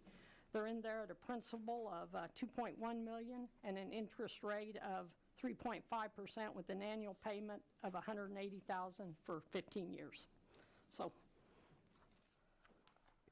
based on that, what staff is recommending or identified as the option today is to adopt resolution number 18-7579, authorizing the completion of an application to the Kansas Department of Health and Environment regarding a loan from the Kansas Water Pollution Control Revolving Loan Fund, project number C0205101. At this time, that's a lot to read through those pages. Thanks for being patient. I'd like to answer any questions that you might have at this time. Questions for Ms. Tasker? Martha, how long have you been working on this? I didn't want to say years, Mike. Thanks for bringing that up. I'm asking to demonstrate your commitment, not... Well, the Valley View project was started in place before I came to work for the city almost 14 years ago. And we're not giving up. We're going to get those folks sewer because they deserve it. So 14 years, Mike, is the short answer. One question, is any of this being repaid with any form of special assessment? The long-term, the Valley View area initially will be special assessments that's within the city limits, and then there will be the option for those outside of the city limit to pay their share when they connect to the city sewer down the road. A good share of it is outside of the city limits. Valley View is just paying a certain percentage of this total project? Yes. Yeah. Mm-hmm. Yeah, they'll pay their appropriate share based on the number of units and the entire space. Yes, they're about 10%, I believe, of the project. Thank you. And you said it was also connecting to Magnolia Hills, is that correct? On Magnolia Hills, I think there's about, I'm going to say 12 or 15 homes that are on the west side of the slope. There's a temporary pump station in place there that's serving those homes. And as a part of that project, they've installed the gravity sewer to the west to make connection here. So once this sewer's in place, that private pump station will be converted to a manhole and gravity flow. So And no additional cost to them? no additional cost to those, no additional cost to the existing homes in Highland Hamlet, because they've already paid their fair share for the existing homes. Now, if they develop additional area, then they'll have an equivalent share to pay. Any other questions? Thank you, Ms. Tesker. Anyone from the public like to address this item? If there are none, we'll bring it here for further discussion or some action. Mr. Mayor, I make a motion that we adopt resolution number 18-7579, authorizing the completion of an application to the Kansas Department of Health and Environment regarding a loan from the Kansas Water Pollution Control Revolving Loan Fund Project number CO 205001. Second. Been moved and seconded. All those in favor say aye. Aye. Aye. Any opposed? That passes 5-0. Consent agenda is the next item. We have approving the minutes of August 13, 2018. Is there a discussion on the minutes or a I motion do have to- one amendment to the minutes. On the comments on the overhead, I stated that there was lighting within those, and then here it says that the structures contain traffic lights. And actually, those Decorative lighting. they're decorative lighting that'll be advantageous to them at nighttime. So, Would you like to make a motion? And so I make a the wording? motion on the minutes. Right there. Yeah. That we approve the minutes with the one correction. Second. Been moved and seconded. All those in favor of approving the minutes, say aye. Aye. Aye. Any opposed? That passes 5-0. We'll move on to administration. Item 7.1, second reading, ordinance number 18-10962, levying special assessments against certain lots and pieces of property to pay the cost of abatements of nuisances. I believe we've had no citizen comment or input since first reading. Is there any one from the citizenry that wants to address this item on second reading? If not, we'll bring it here for action. Mayor Ryan, I move that we approve ordinance number 18-10962 on second reading. Second. Been moved and seconded. Could we have a roll call, please? Commissioner Hay? Aye. Oh, sorry, I should say Commissioner Davis first. I left you off. Commissioner Davis? Aye. Commissioner Hay? Aye. Commissioner Hodges? Aye. Commissioner Hoppick? Aye. Mayor Ryan? Aye. That item passes 5-0. We have 7.2. Item 7.2, second reading, ordinance number 18-10963, levying special assessments against certain lots and pieces of property to pay the cost of the repair of sidewalks. Also, there has been no citizen comment since first reading. Is there anyone that would like to address this item on second reading? There being none, we'll bring it back here for action, please. Mayor Ryan, I move that we approve ordinance number 18-10963 on second reading. Second. Been moved and seconded. Could we have a roll call on this item? Commissioner Davis? Aye. Commissioner Hay? Aye. Commissioner Hodges? Aye. Commissioner Hoppick? Aye. Mayor Ryan? Aye. That item passes 5-0. 7.3. Item 7.3, second reading, ordinance number 18-10964, approving the Feast on the Fae as a special event and authorizing the sale, possession, and consumption of alcoholic liquor within the boundaries of barricaded public areas at such event. There has been no communication or input on this item since first reading. Is there anybody that would like to comment on it now? We'll bring that also here for action, please. Mayor Ryan, I move that we approve ordinance number 18-10964 on second reading. Second. Been moved and seconded. We'll have a roll call on this item also. Commissioner Davis? Aye. Commissioner Hay? Aye. Commissioner Hodges? Aye. Commissioner Hoppick, Aye. Mayor Ryan. Aye. That passes 5-0. We're ready for 7.4. Item 7.4, adopt 2019 budget and related items. 7.4A, second reading ordinance number 18-10961, adopting and appropriating the 2019 annual budget. 7.4B, resolution number 18-7592, adopting the position classification and salary schedule for city employees for 2019. And 7.4C, resolution number 18-7593, adopting the 2019 comprehensive fee schedule for the city of Salina, Kansas. Ms. Pack. Good afternoon, Mayor and Commissioners. Ordinance 18-10961 was passed on first reading on August 13, 2018, adopting and appropriating the 2019 annual budget. The 2019 position classification and salary schedules have been adjusted to reflect a 2.5% pay adjustment effective January 1st, 2019, in accordance with City Commission direction obtained during the budget study sessions.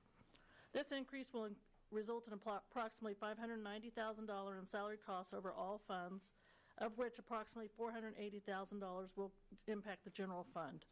I will note on page 1 of the schedule that you had attached, there was a typo. In grade F, the amount shown as the maximum hourly rate said 27 cents. It should say $19.71. And the maximum annual salary said $557. It should say $40,997. I can provide you with an updated sheet on that. We have one. Okay, you have one. The comprehensive fee schedule has been reviewed and has been proposed to be adjusted due to inflation and market pricing at an average of 2 to 3%. In some cases, there may be larger increases or slight decreases to accommodate cost of service or market pricing considerations, or as a result to round numbers for ease of processing. This increase will take effect on January 1st, 2019. Again, somebody that was looking very well. Thank you, Commissioner Hoppick. On page 16, there was a correction to the line item treatment no transport that brought about a formatting issue. It showed as a date instead of an amount. So transport no treatment was $225 for the 2019, and the round trip transport was $450. Fees that are set by statute, fines for municipal court, and most parks and recreation fees are not impacted by the proposed updates. Adjustments to the water and wastewater and golf course rates will be deferred until later in the year as discussed. The 2019 annual budget provides the plan and authorization of resources for the operation of city services and was formulated with the proposed salary and fee adjustments in mind. This action fits into strategic goal number 3, that the city will provide the highest quality of services consistent with governing body direction, available resources, and staff commitment. Action item to maintain a stable operating budget for the delivery of core public services. The recommended action from staff is A, pass on second reading ordinance 18-10961, adopting and appropriating the 2019 annual budget in order to meet the statutory certification deadline of August 25th, 2018. B, pass resolution 18-7592, adopting the position classification and salary schedule for city employees for 2019. And C, pass resolution 18-7593, adopting the 2019 comprehensive fee schedule for the city of Salina, Kansas. The additional options for your consideration could include amending the 2019 pay plan or comprehensive fee schedule, or to postpone consideration of either or both resolutions 18-7592 and 18-7593. If you have any questions, I'd be glad to answer them. Any questions for Ms. Pack? I have a couple questions. Looking over the fee schedule, if you look at the fire department, some of their fees, a lot of those are resolutions that go back like to 2013, and it appears there's been no change in those fees. Are those reviewed annually? Who reviews those? Those are reviewed annually through the fire department, also through the billing department that does a lot of the ambulance billing. And the conversation that I had with them is that most of those are set by Medicaid or insurance reimbursement, so they tend to kind of keep them at that level because there's no sense in billing people that you're not going to get paid for and have to write them off. And then kind of under those same lines, I noticed under the municipal court, a lot of those are set by the judges, but it appears there's several that are set by resolution, and some of those go back as far as 06 and 08 and 09, and I didn't know if who addresses those. Those are all covered by the judge, and we ask that same question every year. Okay. It goes out to them and for their review. Okay. It's just unusual that fees wouldn't have changed since 09, so. Okay. Thank you. Any other questions? Thanks. Is there anyone from the public that would like to address this item?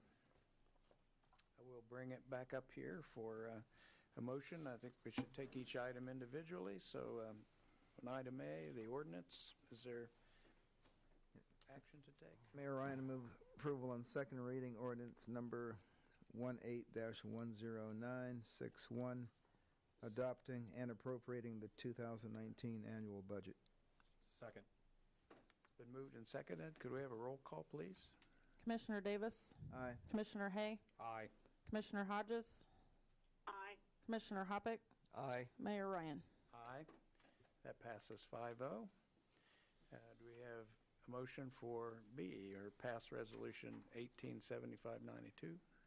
Mayor Ryan, I move approval of resolution number 18-7592, adopting the position classification and salary schedule for city employees for 2019. Second. Been moved and seconded. All those in favor say aye. Aye. Aye. Any opposed? That item passes 5-0. The comprehensive fee schedule. And Mr. Mayor, move passage of resolution number 18-7593, adopting the 2019 comprehensive fee schedule for the city of Salina, Kansas. Second. Been moved and seconded. All those in favor say aye. Aye. Aye. Aye. Any opposed? The motion carries 5-0. We'll move on to 7.5. Item 7.5, first reading ordinance number 18-10965, levying Salina Business Improvement District Number 1 service fees for 2019. Sorry, myself again. I didn't print this one off. Sorry, I apologize. As you know, the Business Improvement District was authorized by Kansas statute.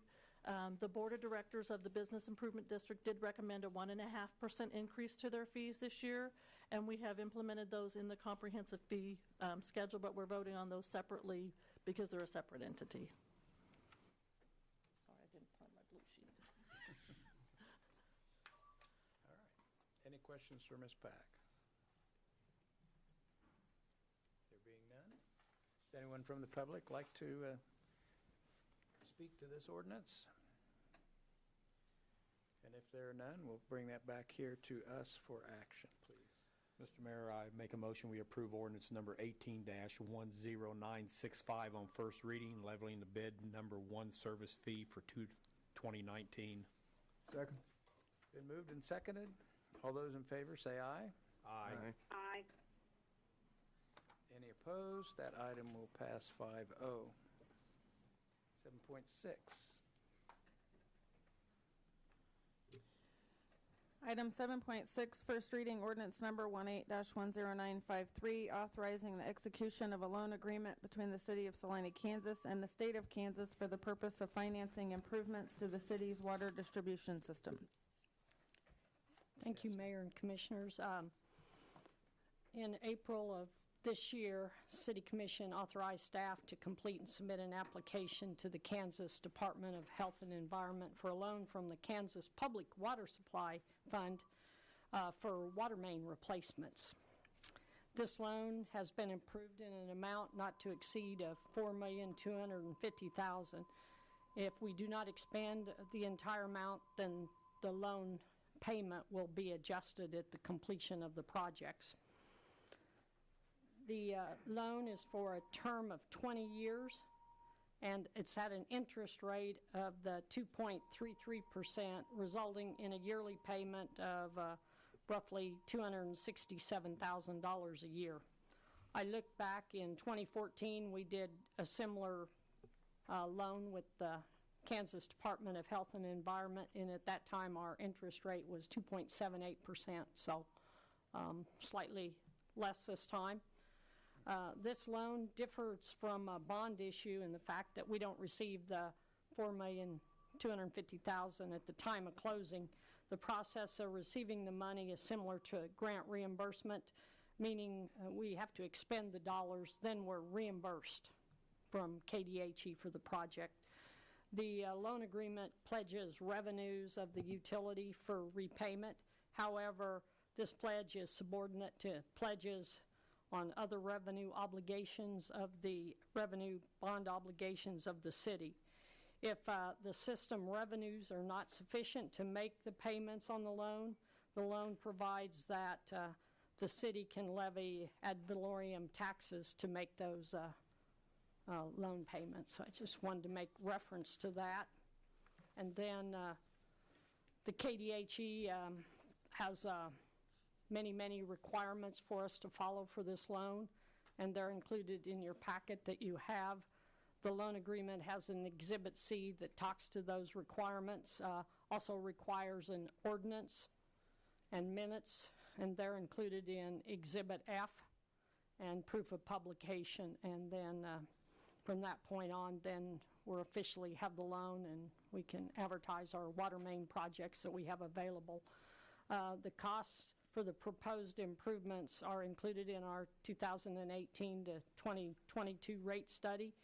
It was anticipated that the first semi-annual payment of $133,500 will be due in August 1 of 2020. Staff's recommendation is to adopt ordinance number 18-10953 on first reading, authorizing the execution of the loan agreement with the state of Kansas. I'd be glad to answer any questions you might have. I have one quick question. You're talking about this being subordinated to other debt, which obviously somebody always falls in last place. My question is, based on current utility rates and usage, we have sufficient revenues to support this debt, and I'm guessing there's some type of margin there. Yes, we look 5 years out, and we evaluate our water and sewer rates each year, as you may be aware, to ensure that we're meeting our obligations. So hopefully with our projections and the work that we do and understanding the projects that we stay well ahead of that situation. I was hoping that was the answer. It's the truth.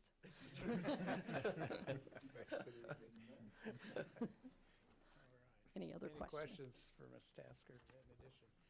This is a little digression, but I read with interest in the Kansas League of Cities magazine a nice article about women in public service, and you were kind of the feature first person in there, Martha, and I just took from the context of it. I mean, I really appreciated they illustrated your passion for what you do and for doing a really fine job. I know the piece was about women in public service, but I think that kind of passion and the desire to just do everything the right way makes everybody shine, anybody shine. So, yeah, we appreciate your... I also noted that I have the coolest job in Kansas, so I get the opportunity to work on wonderful things that make it really easy to have that passion. Thank you very much. Thank you. Yes. All right, is there anyone from the public that would like to address this item? We'll bring it up back here for further discussion or action. Mr. Mayor, move the approval and first reading ordinance number 18-10953, authorizing the execution of a loan agreement between the City of Salina, Kansas and the State of Kansas for the purpose of refinancing improvements to the city's water distribution systems. Second. Been moved and seconded. All those in favor say aye. Aye. Any opposed? That'll pass 5-0. 7.7. Item 7.7, Beechcraft Road Project. 7.7A, first reading ordinance number 18-10960, unconditionally approving the issuance of general obligation bonds by the Salina Airport Authority for the purpose of financing the cost of certain capital improvements located at the Salina Regional Airport and Airport Industrial Center and the Salina Municipal Airport, and approving the first addendum to a contract between the city and the Board of Directors of the Salina Airport Authority. 7.7B, Resolution Number 18-7588, authorizing the improvement and re-improvement of certain public buildings within the city of Salina, Kansas, and providing the payments of the cost thereof. Thank you, Mayor and Commissioners. You first considered this item on August 6th, and were provided a pretty extensive background report at that time. I'm going to take the liberty of summarizing a little bit, and if we need to double back on any details, just let me know. But suffice it to say that we have previously agreed to and have issued temporary notes for the funding of what we've called the Beechcraft Road project. It included engineering design, street reconstruction, storm sewer relocation, the intention to bury overhead electrical lines, sidewalk work, bike path, and landscaping work extending the full length of Beechcraft Road. As the airport authority, and that was in agreement with the airport authority, as they got into the project and completed cost estimating, they came to the realization that they were going to exceed that authorized amount due to the cost of overhead utility line burial. And so they approached us at that August 6th meeting, suggesting that rather than overspend the project, they had proposed uses of funds that would spend down those remaining funds. And so those proposed uses were the paving of behind drives. They are private drives not within public right-of-way, and painting of buildings along that corridor. And I would remind you that the entire corridor project was related to the unmanned aerial system project that we have identified as a priority in working with Kansas State University or Polytechnic. So some of the thinking, or at least some of your conversation that staff offered up when you discussed it on August 6th is, while it's out of the ordinary to fund private drives and building painting, this entire project's kind of looked at more as an economic development project than a typical funding request from the airport authority. Having said that, there was discussion about, well, even though the assumption was to not pursue the overhead line burial, what would the cost be to, the full cost be to bury those lines? And there's also some discussion that some of you wanted the opportunity to go out and personally look at Beechcraft Road and get a sense of the aesthetics. So staff was tasked with researching the cost of burying the entirety of that line as it ran along Beechcraft Road. And Tim Rogers with the Salina Airport Authority, who's here this evening, reached out to contact with Westar and work through those costs, or at least a cost estimate. There was some conversation about the level of detail, and I should tell you that to get a full level of detail that included full design and contractor bids, that was going to be considerably more time than today, which was the date that you postponed it. So we had conversation about the level of detail that could be provided at an estimate level. And so I just want to be sure that you understand that these numbers are estimates only. They are not to that full design detail, nor are they bid out with firm contractor costs. But having said that, the estimate for a full 2,400 lineal feet of burial of Westar lines at $680,000. Secondary building feeds, and that's really a conversion of the electrical systems within the buildings that are currently served by the overhead lines to account for the changes in energy service related to the burial. Cox cable lines, coordination with Westar, and a 7.5% contingency. That total cost for the 2,400 lineal feet would be $839,207. The lesser project, the shorter length of 1,500 linear feet to an identified break point, same categories of cost, with the total cost being $423,000. So in the intervening time from when you considered it and today, the Airport Authority Board discussed it again with Mr. Rogers, and they reviewed the cost to bury all of the Beechcraft overhead line, and at Mr. Rogers' recommendation, they are not recommending that the overhead utility line work be pursued at this time. Their preference would be to defer that until either federal or state grant funds can be obtained. And so they're recommending just closing out the project as it's currently been completed, and the temporary note proceeds would pay off the temporary notes, and the permanent geofinancing would be at a lesser amount. So having said that, in terms of a fiscal note, the original approval was the $1,440 amount. If you choose to complete it just with the scope of work that's done, there's a savings of about $396,410. And the options for your consideration are you could approve the ordinances. Now, the ordinances were prepared on the assumption that you wanted to pursue the Hine drives and the painting. So approving the ordinance would approve the original request from August 6th. You could further postpone consideration and provide direction on amendments, or if you wanted to, you could take no action at this time, which would have the result of reducing that scope of work, and then we would bring back a GO bond financing shortly to refinance the remainder of the temporary notes. So Tim Rogers is here. He can speak to it in greater detail than I can, and I certainly don't want to short him the opportunity to address you, and I'd be happy to answer any questions you might have. Just so that I can recall correctly, the hangars that are adjacent to what I think is, does Hine Drive, are there any street signs for those? The reason I'm asking, I was driving down, I said, you know, pictures are nice and everything, and I see it from a distance from Centennial, but I said, gosh, let me just drive down the street, and I was saying, well, you know, the telephone poles, yeah, it'd be nice if they weren't here, but even if they weren't, gosh, these hangars need some work. I forgot about the telephone poles, but Hine Drive, I did not see a sign. Those are referred to as the Hine driveways, the Hine Avenue driveways.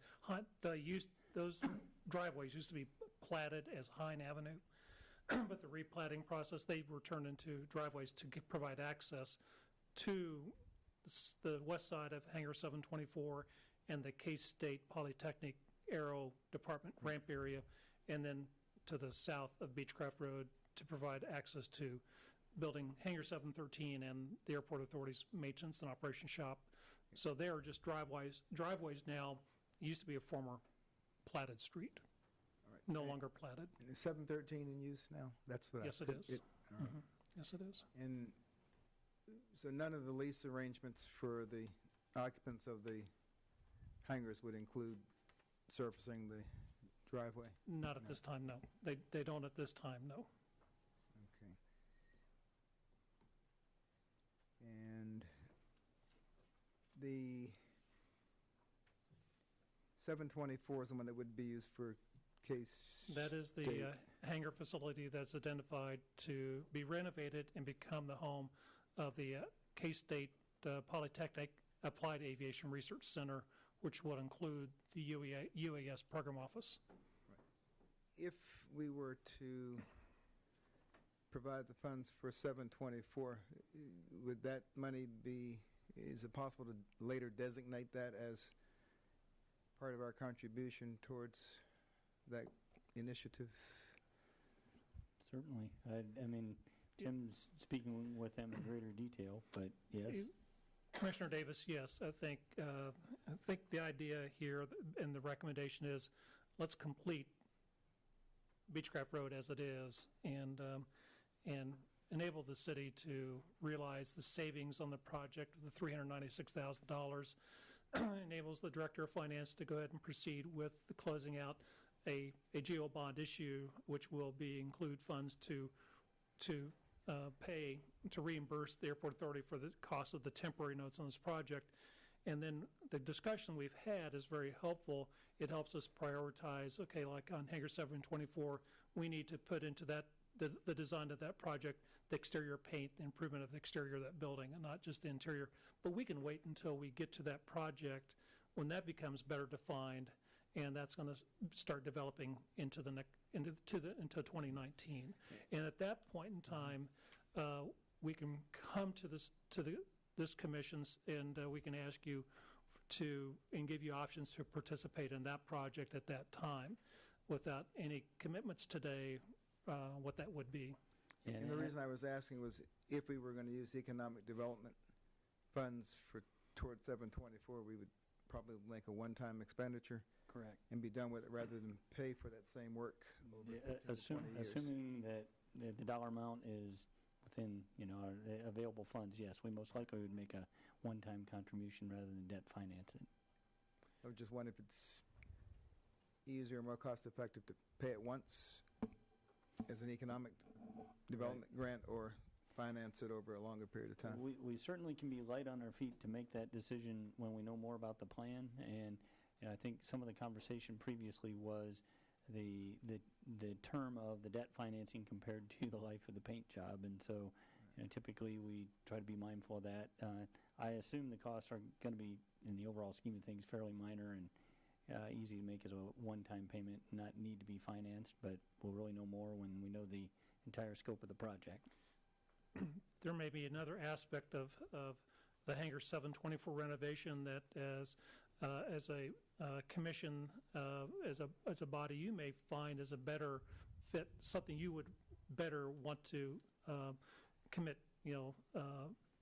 city sales tax funds or other funds, city funds too. It may be, there's a portion of the building that's going to be an entryway and a meeting gathering area that'll be intended to bring business and industry, aerospace businesses in and give presentations and presentation space for prospective students or workforce development. So there's some features of the building. Once you see that design of the building come before you, you may, with your fellow commissioners, see some things, some components of that building that you may may have more impact with the assistance of public funds. So would the plan be to paint it now before those plans are final? No. Just to have the funds available? We're going to complete Beechcraft Road, and I think just keep in mind, this commission and this Board of City Commissioners has made a tremendous commitment already to help initiate that project and over about $1.1 million worth to do Beechcraft Road. That's huge. That has gotten the project going in an area that needs development, and it's spurred other thoughts of how do we take care of other projects, as I mentioned 2 weeks ago. For example, how do we assist USD 305 and Salina Tech take care of a dilapidated, blighted building that they have. Accelerating the Airport Authority's decision to take down a surplus above-ground tank that's not needed any longer. So you've spurred the redevelopment of this small little district and to a large degree, and you've moved this project ahead. It's probably now time for us to close it out, would be my recommendation. Realize the savings of $396,000 now, but come back to you once we have more definite plans for the next steps. Let's call it phase 2, phase 3 as we move ahead. And you think the time on that is We should have some more months, definition to you on this project in 2019. So your recommendation is to take no action on this item and just let it go ahead and close out? Yes, it is, Commissioner Hay. Other questions? Commissioner Hodges, are you hearing all this? Is there anything you'd like to ask? I am hearing all of this. There's a little bit of a lag and there's a little bit of static, but I am hearing all of this. And I guess my question is, if we take no action today, then I just wanted to confirm that bonding amount is just going to be less the $396,000 that we had left over. Is that correct? Correct. The temporary note bond issuance was for the $1,400,000 amount, and so the temporary notes will be paid off, and then the permanent general obligation bond financing amount will be less by that $389,000 number. Or applied to some other, as you size that bond issue. Well, correct. Tim raises a good point. Yes. The portion of our general obligation bond financing associated with this project will be the lesser amount. The total bond amount will exceed that. You gain $396,000 in flexibility with the bond issue that you're sizing right now for a GO bond issue of a sizable amount, and $8-9 million. I don't think the sizing hasn't been completed. Yeah, you obtain some flexibility in that sizing that bond issue. Is there any? This is one item if to be you funded choose. amongst many others in one total general obligation bond financing. It'll be coming before you in October. Would it make any practical sense to pave the hind driveways now? I mean, or is it any easier to do it now than later? Since appreciate the suggestion, Commissioner Davis, but I think from the Airport Authority standpoint, we'll take this back, and then we'll find the funding for the Hine driveways, and we'll get those done here either yet this year or early next year. Get that back into our capital improvement program for late this year or early next year. Should have taken us on a tour before you have gotten more positive action. I appreciate that. Any other questions for Mr. Rogers, please? Thank you, Tim. Thank you, Commissioners. Is there anyone that would like to address this item from the public? Being done, we'll bring it back up here for action or inaction. Mr. Mayor, I make a motion that we, on ordinance number 18-10960, take no action on this attached item, resulting in a reduced scope of work for the Beechcraft Road project being authorized scope of work and financial reimbursement. Do we need to make a motion, or we just allow this to die? Because you're gonna bring back the amount on another for ordinance, correct? Yeah. Doesn't necessarily hurt to have it on record, but I'll defer to Mr. Bengtson. I think the motion would be in order. Is it? Okay. It is mandatory, but I'm looking also to Mr. Davis. I assume it's looking better to, this ordinance has been numbered and. I second the no action. How's that? Been moved and seconded. All those in favor say aye. Aye. Aye. Any opposed? That my item passes 5-0. Development business? We have none. Other business? I do have one item, if you guys can hear me, and I don't know if you can hear me very well. We can. Go ahead, Commissioner. Okay. Thank you very much, Mayor Ryan. Because of the lag that I was getting earlier with my phone, I couldn't reply to one of the final comments during the Citizens Forum. And basically, that comment was a call for an outside audit of animal services. And given the tremendous outpouring of citizens, both Salinans and from across the state that spoke today, I would support the initiative to putting a discussion item on next week's agenda to explore an outside audit. And I don't know if any of the other commissioners were affected by the testimony the way I was, but I would really love to see that happen. I have a question with the ongoing how do I want to put this? The ongoing issue if we were to even consider an audit, would it be best to be done after the Vanessa deal? I guess I would offer a couple of things. With respect to an audit of the animal shelter, we've already engaged the National Animal Control Association. They've come out, if you may recall, there was a survey that we recently received, a SurveyMonkey survey, and they observed the operations of the animal shelter, and so that performance audit, for lack of a better term, is forthcoming. So I understood the citizens' comments to be more pointed in terms of what was known about the Fullen case and the animals and the costs incurred, and so it's not out of the question. Some communities have done that, but it would definitely either supplant either supplant or postpone the action item that is before me at this time. There are examples of that being done in other communities, though.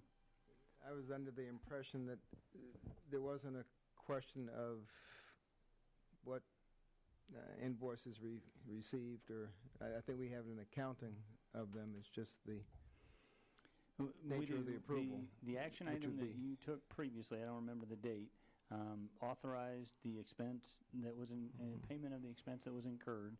The agreement that was entered into by the prosecutor's office provided for basically seizing those animals in place and had a third party caring for them.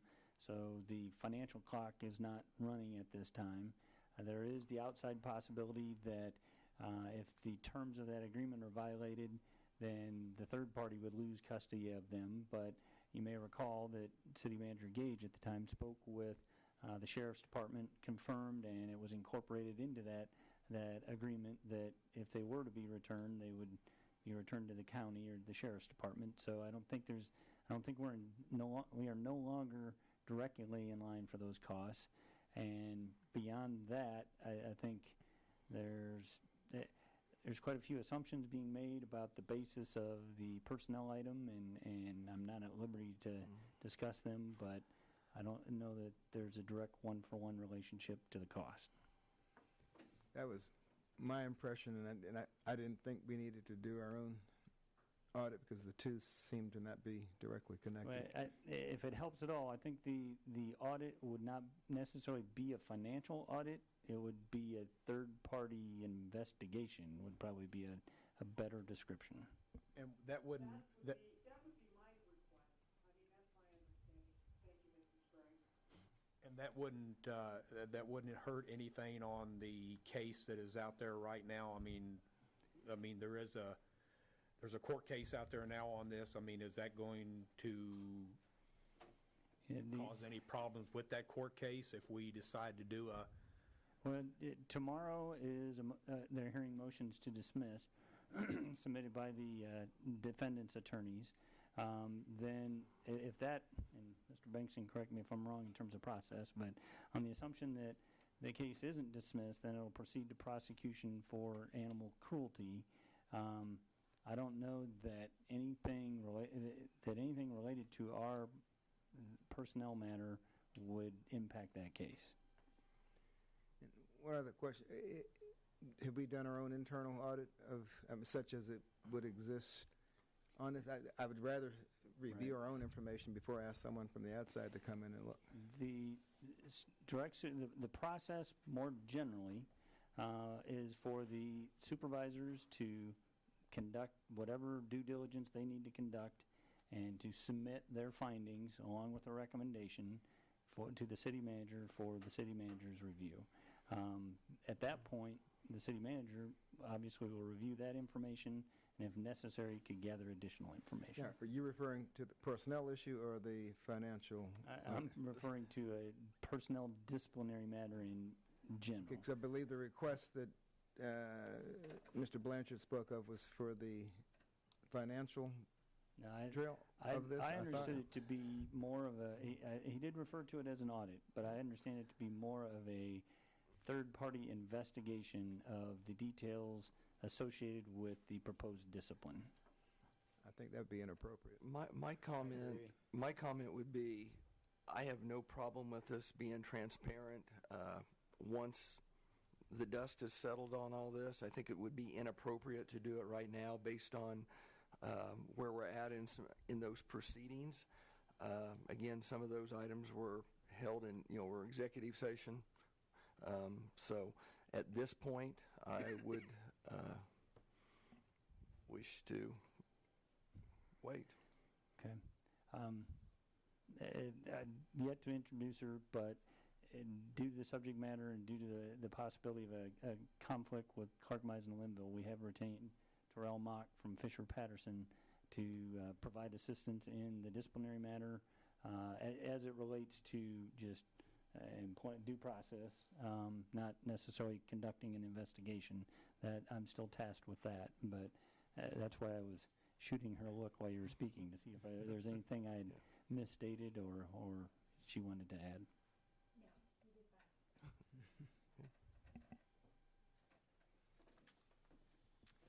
Is there a motion to adjourn? So moved.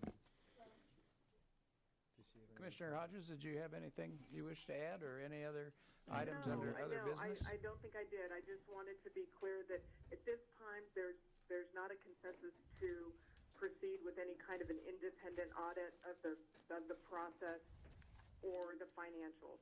And because I can't see you guys, so I'm assuming that was the consensus not to proceed with that. Is that correct? That's correct.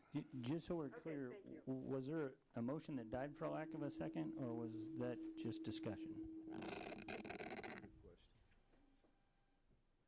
We'd have to, I'm not sure she phrased it as a motion, but if that is the case, I would ask for a second. I would love to phrase it as a motion to put it on the agenda for next week, but if, so I guess I would go ahead and make that as a motion to put that on the agenda for next week's meeting. Is there a second? There is not a second, so the motion will die. All right, thank you, Mayor Ryan. Thank you. I apologize for adding to the confusion there. Yeah. Any other business? Then we'll take a motion to adjourn. so moved. Second. All those in favor say aye. Aye. We're adjourned.